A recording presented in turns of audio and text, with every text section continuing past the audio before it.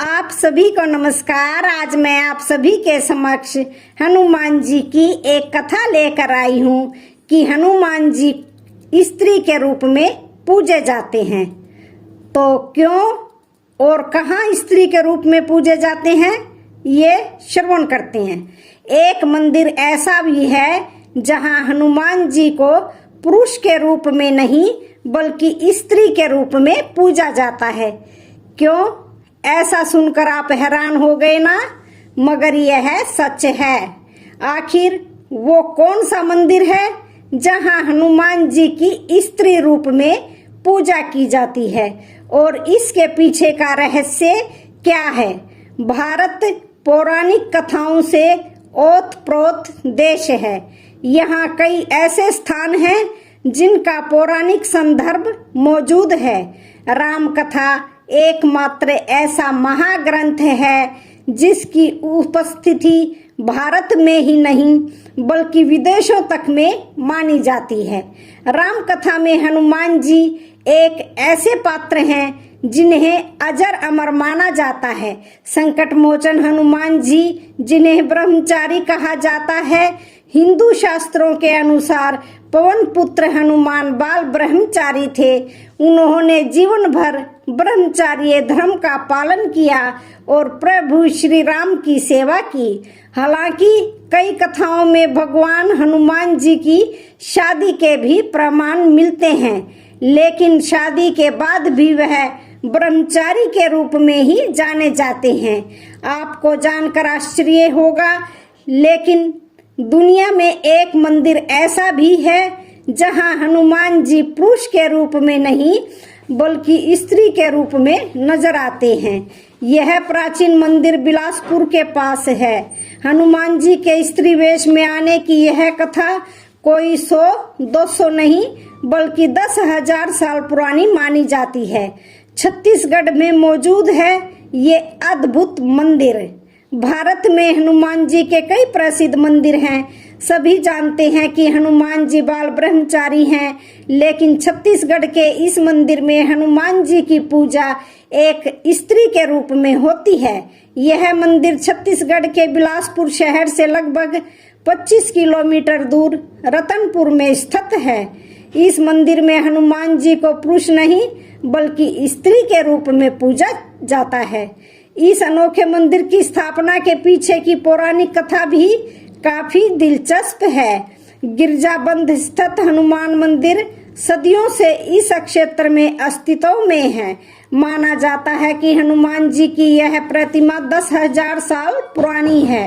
हनुमान जी के स्त्री रूप मंदिर का निर्माण किसने करवाया था?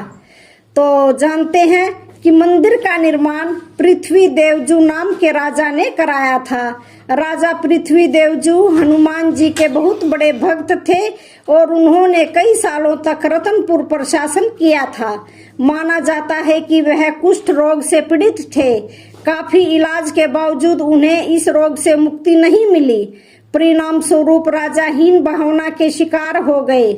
वह अक्सर सोचते कि इस रोग के रहते न मैं किसी को भी स्पर्श कर सकता हूँ और न ही किसी के साथ रमन कर सकता हूँ। इस त्रास भरे जीवन से मर जाना अच्छा है। सोचते सोचते राजा को नींद आ गई। राजा ने सपने में देखा कि संकट मोचन हनुमान जी उनके सामने देवी के वेश में होते हुए भी लंगूर के रूप में थे। उनके साथ एक हाथ में लड्डू से भरी थाली और दूसरे हाथ में राम मुद्रा अंकित थी।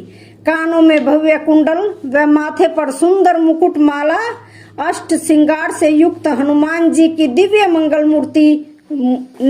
मूर्ति ने राजा से कहा, हे राजन, मैं तुमसे बहुत प्रसन्न हूँ। तुम्हारा कष्ट अवश्य दूर होगा। तुम मंदिर का निर्माण करवा कर उसमें मुझे स्थापित करो। मंदिर के पीछे तालाब खुदवा कर उसमें स्नान करो और मेरी विधिवत पूजा करो। इससे तुम्हारे कुष्ठ रोग का नाश हो जाएगा। सपने में मिले आदेश पर राजा ने विद्वानों से सलाह कर गिरजाबंद में मंदिर बनवाया। जब मंदिर पूरा हुआ तो राजा ने सोचा मूर्ति कहाँ से लाई जाए। एक रात सोपन में फिर हनुमान जी ने दर्शन दिए और कहा, माँ महामाया के कुंड में मेरी मूर्ति रखी हुई है, उसी कुंड से मूर्ति को यहाँ लाकर मंदिर में स्थापित करवा दो। दूसरे दिन राजा अपने परिजनों और पुरोहितों के साथ देवी महामाया के दरबार में गए।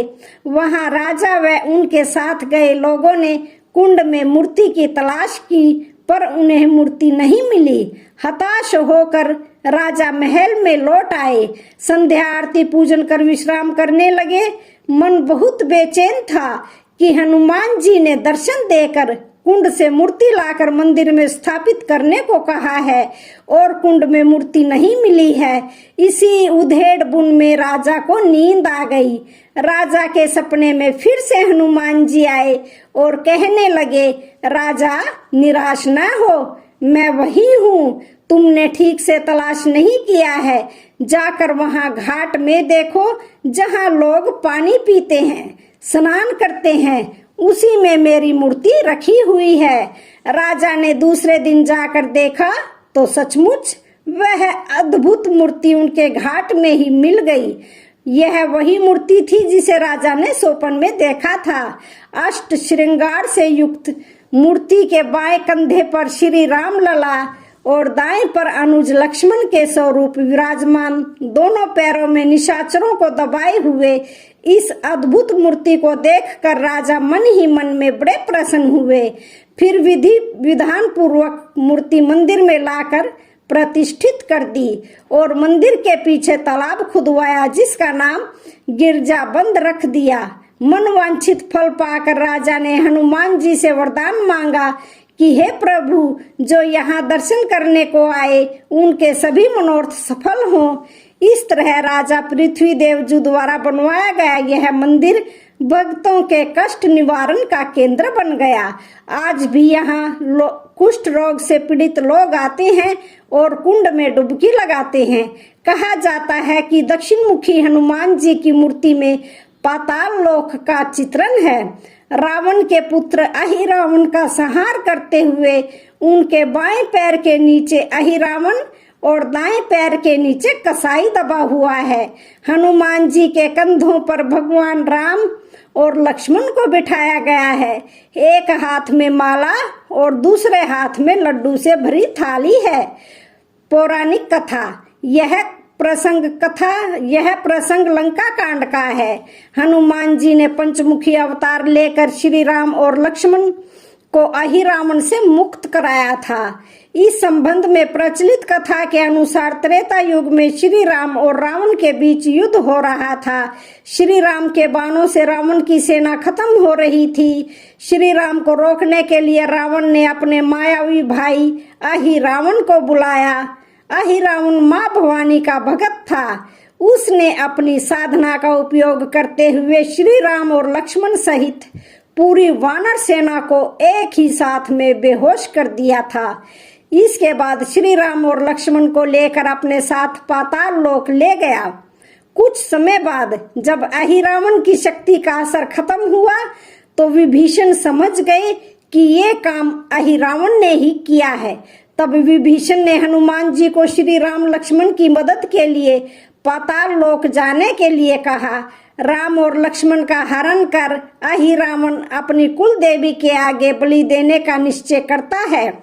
तब हनुमान जी सूक्ष्म रूप में एक फूल में छिपकर उस मंदिर तक पहुंचकर देवी से प्रार्थना कर उन्हें वहां से अंतर्ध्यान होने को कहते हैं और खुद देवी रूप में वहां खड़े हो जाते हैं। हनुमान जी के इसी देवी रूप को पूजा जाता है। विभीषण ने हनुमान जी को बताया था कि अहिरावण ने माँ भवानी को प्रसन्न करने के लिए पांचों दिशाओं में दीपक जला रखे थे। जब तक ये पांचों दीपक जलते रहेंगे तब तक अहिरावण को पराजित करना संभव नहीं है। ये पांचों दीपक एक साथ बुझाने पर ही अहिरावण की शक्तियां खत्म हो सकती हैं। वहां उन्होंने देखा कि अहिरावण ने एक जगह पर 5 दीपक जला रखे हैं। हनुमान जी ने पांचों दीपक एक साथ बुझाने के लिए पंचमुखी रूप धारण किया और पांचों दीपक एक साथ बुझा दिए। इसके बाद अहिरावण की मायावी शक्तियां खत्म हो गई थीं।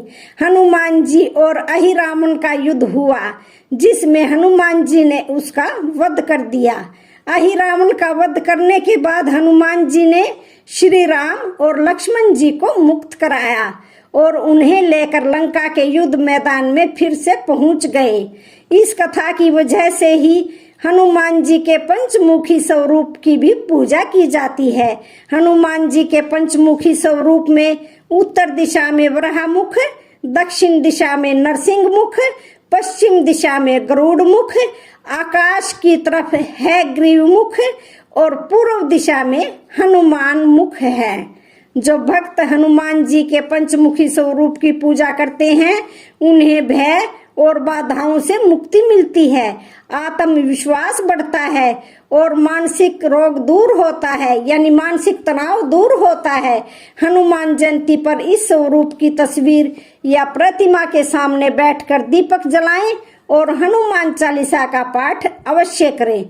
तो आज की वीडियो का यहीं पर समापन होता है। वीडियो अच्छी लगे तो चैनल को लाइक, शेयर, सब्सक्राइब